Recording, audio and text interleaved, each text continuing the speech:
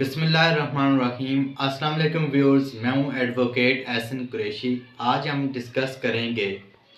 کہ جو عمران خان صاحب کو اور شاہ محمود قریشی صاحب کو جو سائفر کیس کے اندر 10 سال کی سزا سنائی گئی،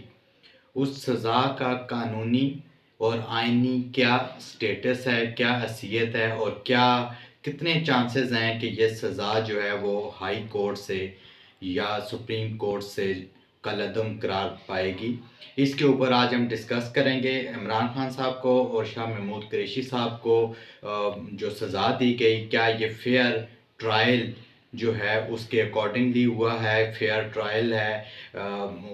یہ فیئر ٹرائل کے زمرے میں آتا بھی ہے یا نہیں آتا، تو اس کی وائلیشن تو نہیں ہوئی۔ اس کے اوپر جو آئین کا آرٹیکل ہے اس کو بھی ہم ڈسکس کریں گے، اور اس کے ساتھ ساتھ ہم اس کے جو پہلو ہیں، قانونی پہلو اور آئینی پہلو، اس حوالے سے بھی ڈسکس کریں گے۔ اس سے پہلے کی ویڈیو میں ہم نے ڈسکس کیا تھا آفیشیل سیکرٹ ایکٹ کو، جس میں ہم نے اس کی سزا کا اور کتنی سزا ہو سکتی ہے اس کے اوپر، اور کن کن صورتوں میں سزا ہو سکتی ہے، اور اس سزا کی ریکوائرمنٹس کیا ہوں گی، اس کے اوپر ہم نے ایک ڈیٹیل ویڈیو جو ہے ایک لیکچر ریکارڈ کیا تھا، وہ پلے لسٹ کے اندر جا کر سنا جا سکتا ہے۔ سب سے پہلے ہم دیکھ لیتے ہیں basically right of fear trial کیا ہے۔ جو آئین کا جو آرٹیکل ہے 10A کانسٹیٹیوشن آف پاکستان 1973، وہ رائٹ آف فیئر ٹرائل، یعنی کہ کوئی بھی ملزم ہو کسی بھی قسم کے کیس میں، فیئر ٹرائل کا حق، اس کا بنیادی حق ہے، وہ اس کو دینا چاہیے۔ اب فیئر ٹرائل سے کیا مراد ہے؟ فیئر ٹرائل سے مراد یہ ہے کہ اس کو وکیل کرنا چاہیے، اس تک رسائی اس کو دینی چاہیے، اور جس قانون کے تحت اس کو سزا دی جا رہی ہے اس کے تمام پہلوؤں کو مد نظر رکھتے ہوئے اور تمام پروسیجرز کو اڈاپٹ کرتے ہوئے، جو اس کے اندر تمام لوازمات ہیں ان کو پورے کرتے ہوئے، ہر قسم کا جو ایک طریقہ کار ہے، ایک قانونی طریقہ کار، بغیر اس کسی قانونی پہلو کو مس کیے ہوئے اس کے مطابق اس کا ٹرائل ہونا چاہیے، جس میں جو ملزم ہے اس کے حقوق کو مکمل اس تحفظ بھی ہونا چاہیے۔ اگر وہ کہیں وکیل کے حوالے سے حقوق ہوں، یا اس کو اس کے کیس کے انڈرسٹینڈنگ کے حوالے سے ہوں، کہ اس کو اس کے فرد جرم عائد کرنے کے حوالے سے ہوں، ٹرائل کے دوران کسی بھی قسم کا جو چونکہ ایکیوزڈ ہے، بیسیکلی ایکیوزڈ کو favourite child of the court کہا جاتا ہے، اس کی بنیادی وجہ یہ ہے کہ جب تک کسی ملزم کو سزا نہیں دی جاتی، جب تک وہ مجرم نہیں بنتا، جب تک وہ انڈر ٹرائل ہوتا ہے، تو اس کا یہ حق ہے کہ اسے تمام قسم کا جو قانونی اور جو اس کے رائٹس ہیں ان کا تحفظ کیا جائے۔ اور اسی وجہ سے article 10A constitution of Pakistan کو انسرٹ کیا گیا تھا کانسٹیٹیوشن میں، اور یہ بنیادی حقوق میں سے ایک حق ہے کہ رائٹ آف جو فیئر ٹرائل ہے وہ کسی بھی ملزم کا اس کو ملنا چاہیے، اور کسی کے ساتھ زیادتی نہیں ہونی چاہیے۔ آرٹیکل 10A کے ہی تناظر میں آج جو فیصلہ سنایا گیا اس کو ہم نظر دوڑاتے ہیں کہ اس کے اندر کن کن پہلوؤں سے آرٹیکل 10A کی وائلیشن ہوئی ہے یا نہیں ہوئی، اس کے اوپر آج ہم ڈسکس کریں گے۔ نارمل روٹین میں کوئی بھی قانون ہو، جب کرمنل کیس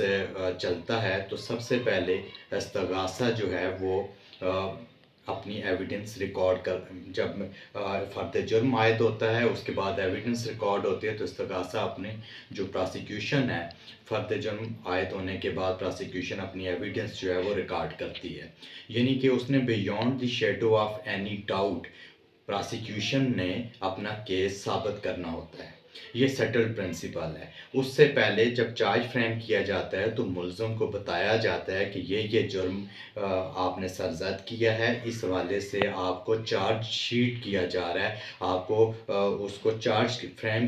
کہنا کہتے ہیں، اس کو بتایا جاتا ہے کہ اس ٹائم پر یہ اس قانون کی اس سیکشن کے تحت آپ نے خلاف ورزی کی ہے، اس کو چارج فریم کرنا کہتے ہیں۔ اور اس کے بعد پھر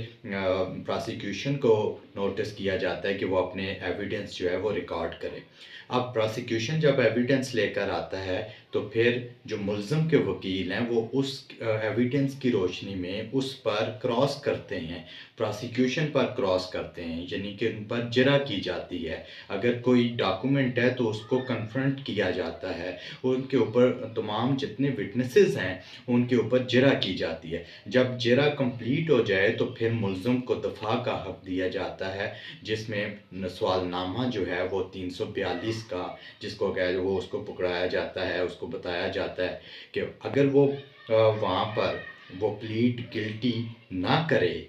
وہ ٹرائل کرے, تو پھر اس کے بعد باقاعدہ جو ہے وہ ٹرائل اس سینس میں جو ایویڈنس ہیں اور جو چیزیں ریکارڈ کرنا, اور دفاع میں اگر وہ کوئی چیز کہنا چاہے تو وہ اس کا مینڈیٹری ہے, اس کو یہ اس کا حق دے دینا چاہیے. اب اس کیس میں جو عمران خان صاحب کے اور شاہ محمود قریشی صاحب کے کیس میں جو جرح کا حق ہے پراسیکیوشن پر وہ بالکل نہیں دیا گیا, اور اس کے ساتھ ساتھ جو سزا جب سنائی گئی وہ اتنی ہیسٹی مینرز میں سنائی گئی کہ وہ ابھی بیان ریکارڈ کیا, عمران خان صاحب کا بیان ریکارڈ ہوا, ابھی شاہ محمود قریشی صاحب کا بیان ریکارڈ ہوا ہی نہیں تھا, تو انہوں نے ایٹ دی اسپاٹ جو ہے وہ اتنی عجلت میں ان کو بھی 10 سال کی سزا سنا دی گئی. اگر ہم دیکھیں کہ اگر عمران خان صاحب کا بیان ریکارڈ انہوں نے کر لیا تو عمران خان صاحب کا ریکارڈ کرنے کے بعد چلیں وہ سزا ان کو اگر انہوں نے سنا دی, اس سے پہلے پراسیکیوشن کے وٹنسز ہیں ان پر جرح کا حق ان کے وکلا کو دینا چاہیے تھا, مگر وہ نہیں دیا گیا. یہ بھی آرٹیکل 10A آف کانسٹیٹیوشن کی وائلیشن ہے. اور اس کے ساتھ ساتھ جب ان کا 342 کا بیان ریکارڈ کیا تو شاہ محمود قریشی صاحب کا بھی بیان ریکارڈ ہونا چاہیے تھا ایز پر لا, وہ نہیں کیا گیا, اور ان کی بیان کی عدم موجودگی میں جو ہے انہوں نے اس کے جو ہے وہ سزا سنا دی گئی. یہ بھی فیئر ٹرائل کے زمرے میں نہیں آتا کہ ایک شخص کو سنا ہی نہیں ہے اور اس کو سزا سنا دی گئی. لہٰذا یہ ہائی کورٹ میں اس فیصلے کو جب